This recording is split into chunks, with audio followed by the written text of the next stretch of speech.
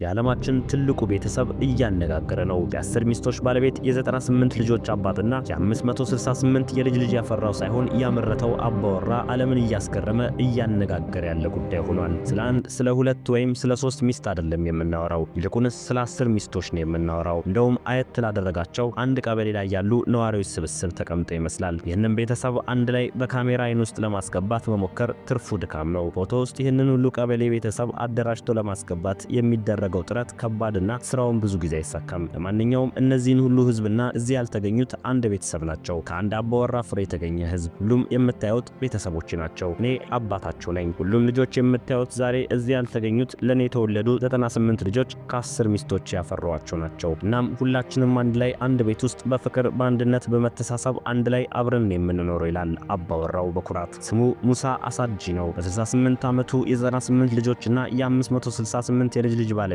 ሆኗል። አላመናችሁኝም? በአፍሪካዊቷ ኡጋንዳ በካልጃ ዲስትራክት የሚኖረው ሙሳ የ98 ልጆች አባት፣ የ568 የልጅ ልጅ አያት ባለቤት ነው እያልኳችሁ ነው። በኡጋንዳ በአነስተኛ መንደር ከሌሎች ህዝቦች ራቅ ብሎ ብቻውን የራሱን ህዝብ እያስተዳደረ የሚገኝ ግለሰብ። እሱና የእሱ ዘር ልጆች እንዴት እንደሚኖሩ ስታየው እሱ በራሱ የሚያስገርም ሁኔታ ነው። በዚች በአንድ ቤት ውስጥ የአቶ ሙሳ ማህበረሰብ ይርመሰመሳል። የሁሉ ጋሻ መሬት የእሱና የ10 ሚስቶቹ ሀብት ነው። የአቶ ሙሳ ልጆች የራሳቸው ቤት ውጪ ላይ ገንብተዋል። አብዛኛው የሳር ቤቶችና አልፎ አልፎ የቆርቆሮ ቤቶች ናቸው። ከ10 ሚስቶቹ ውስጥ የመጀመሪያው ሃኒፋ ካሳጂ የሱ ቀዳማይ ሚስቱ ስትሆን ከ10 ሚስቶቹ ካካሲ የተባለችው በእድሜ ወጣትና ለግላጋ ናት። እንደውም የልጅ ልጆቹን ነው የምትመስለው። አሁን በኡጋንዳ በምስራቅ በምትገኘው በቦታልጃ ወረዳ መግቢያ ከ10 ሚስቶቹ ጋር የሚኖር ሰው መኖሪያ ቦታ እንገኛለን። እያንዳንዳቸው ቢያንስ በአቬሬጅ 10 ልጆች ወልደውለታል። ይሄ ሰውዬ ማን ነው? ለምንድነው ብዙ ልጆች ያሉት? ለመሆኑ የልጆቹንና የሚስቶቹን ስም ያውቃል? ምን በማድረግ ነው ይህን ሁሉ ቤተሰብ ማሳደግና ማስተዳደር የቻለው? እነዚህና መሰል ጥያቄዎች በሁሉም አእምሮ ውስጥ ይመላለሳል። በአንድ ወቅት ለመሆኑ የሁሉንም ስም ታውቃለህ ተብሎ ሲጠየቅ እኔ እለያቸዋለሁ ግን ስማቸውን አላውቅም በማለት መልሷል። ኡጋንዳ ሙሳ የትም ቦታ በዚህ አካባቢ ማንም ቢጠየቅ የሚጠፋው ሰው አይገኝም። እድሜ ለማህበራዊ ሚዲያ። አሁንማ ዝናው በዓለም ናኝቶ መነጋገሪያ ሆኗል። ሙሳ የ17 ዓመት ወጣት እያለ ነው የመጀመሪያውን ልጁን ያገኘው። ከወለዳቸው ልጆች ሁሉ የመጀመሪያዎቹ አግብተዋል፣ ጎልማሳ ናቸው። ሌሎቹም እስካሁን ወጣት ናቸው፣ የሃይስኩል ተማሪዎች ናቸው። ከ98 ልጆቹ የመጀመሪያዎቹ ሁለቱ ከፍተኛ የኑሮ ችግር ውስጥ ነው ያደጉት። የመጀመሪያ እንደመሆናቸው በከፍተኛ የማጣት ህይወት ውስጥ በማሳለፋቸው ከ6ኛ ክፍል አንደኛ ደረጃ ትምህርታቸውን ለማቋረጥ ተገደዋል። የበኩር ልጁ የሆነው የመጀመሪያ ሚስቱን ያገባው በድህነት ውስጥ ተዘፍቆ አባቱ ምንም ነገር ያልነበረው በመሆኑ ጥሎሽ እንኳን ለሴቷ ቤተሰብ መክፈል ሳይችል ነበር ትዳር የመሰረተው። ከትዳሩ ይልቅ ወደ ትምህርት መሄድ ቢፈልግም ሌሎች ልጆች ግን በአንደኛ ደረጃ ትምህርት 6ኛ ክፍል ሲደርስ አባቱ መክፈል ስላልቻለ አቋረጠም። ከትንሽ ዓመታት በኋላ የመጀመሪያ ሚስቴን አገባው። አባቴ እንኳን ዶሮ እንቁላል ራሱ የለውም፣ ግን ሙሽራዬን ሲያይ በጣም ደስተኛ ነበርና ወደ ጓደኞቹና ዘመዶቹ ሄድ ጀመረ። ያቺ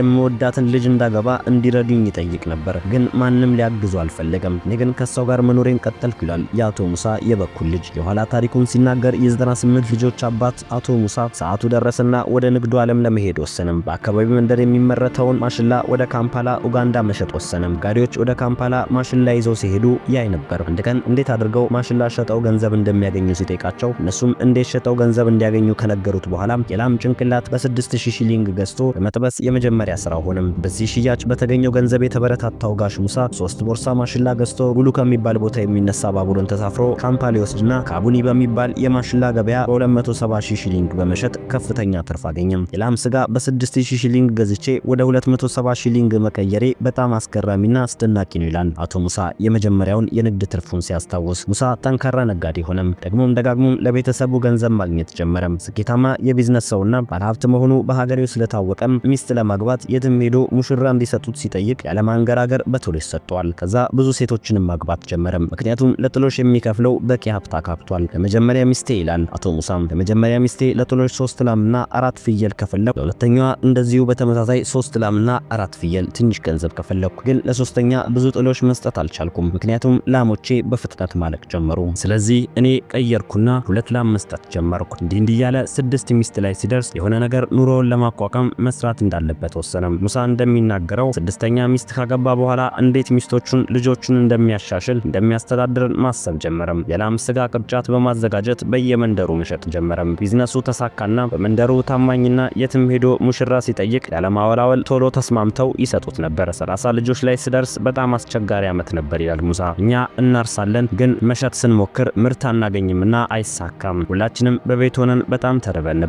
እንደ እድል ጊዜው መጣና ነገሮች በየቦታቸው መመለስ ጀመሩ። እርሻ እንደገና ይሳካልን ጀመር። እኛም ወደ ቀድሞ የተረጋጋ ህይወታችን ተመለስን ብሏል። 10 ሚስቶች እስከሚደርስ ከሚፈልግበት ቦታና ጎሳ ማግባቱን ስራዬ ብሎ ተያይዞታል። የአካባቢ ሰዎች ይሄ ሰው በጣም ታታሪና ሰርቶ የሚለወጥ ብርቱ ነው በማለት ያሞካሹታል። በአንድ ወቅት ሰዎች ተሰባስበው ሴት ልጄን ለሱ መስጠት ነው የምፈልገው ማለታቸውን ሰምቶ ደስታና ኩራት ተፈራርቀውበታል።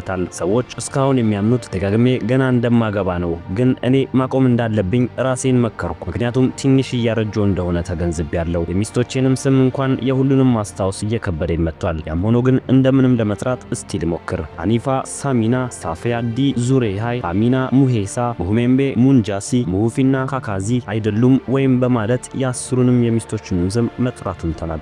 እነኚህ ሁሉ ሴቶች እንደሚሉት በጥሩ ሁኔታ እንዳሉና አንድ ሰው በመጋራታቸውም ደስተኛ መሆናቸውን አስሩም ሚስቶች ይናገራሉ። ሁሉም ሚስቶች በአንድ ላይ ነው የሚኖሩት። ሁሉም እነዚህ ሚስቶች የራሳቸውንና የልጆቻቸውን ምግብ ራሳቸው ናቸው የሚያበስሉት። ነገር ግን በአንድ ቦታ ነው ሁሉም ሚስቶች የሚተኙት። ሌላ ተጨማሪ 11ኛ፣ 12ኛ፣ 13ኛ ሚስት ቢጨመር ደስተኛ ናቸው። አቶ ሙሳ ግን እየደከመኝ ነው ይላል። ሙሳ እንደሚለው አባቴ በጣም ትልቅ መሬት ስላለው ግማሹ መሬት ለእኔ ሲሰጥ እኔም የገዛሁት 7 ካሬ ነበር። እንዲረዳቸውም ብዬ የገዛሁት ለእያንዳንዳቸው ሴቶችና ልጆቻቸው እኩል አንዳንድ ካሬ ያከፋፈልኳቸው በማለት ይናገራል። 10 ሚስቶች የመጡት ከተለያዩ ጎሳ መንደሮች ስለሆነ የተለያየ ቋንቋን የሚናገሩት አንደኛዋ ሉጋንዳ፣ ሌላኛዋ ሂሂላላ፣ ሌላኛዋ ደግሞ ሉኒዮሎ የብዙ ብሔሮችና ዘሮች ስብስብ የሆነው ግዙፍ የዓለማችን ቤተሰብ በቋንቋ፣ በአስተሳሰብ፣ በአስተዳደግ፣ በባህልና በባህሪ ልዩነት ሳይፈትነው ሳይራራቅ እነዚህ ሁሉ ሚስቶች አንድ ሰው ጋር አንድ ላይ በመኖር በፍቅር፣ በመተሳሰብ፣ በመረዳዳት ትዳራቸውን ሰጥለጥ አድርገው በመምራት 98 ልጆች 568 የልጅ ልጆችን በጋራ አፍርተዋል። ይሄ ሰውዬ ሲታይ ጠንካራ ነው፣ ግን ወደ እርጅና እድሜው እንደደረሰ ያስታውቃል። ያ ማለትም የሱ ልጆችና የልጅ ልጆቹን ስማቸውን የሁሉንም አያውቅም። ነገር ግን የሁሉንም ስም ልጅና የልጅ ልጅ የሚመዘግብበት ማስታወሻ ስላለው የሱን ዘር ልጆቹን ያውቃል። ሙሳ አሳጂ እንደሚናገረው ብዙ ሚስቶችን አግብቶ መኖር መባረክ ነው ይላል። እናም ከኡጋንዳም አልፎ በምድራችን ብዙ ሚስቶች ያሉት እሱ ብቻ መሆኑን በኩራት ይናገራል።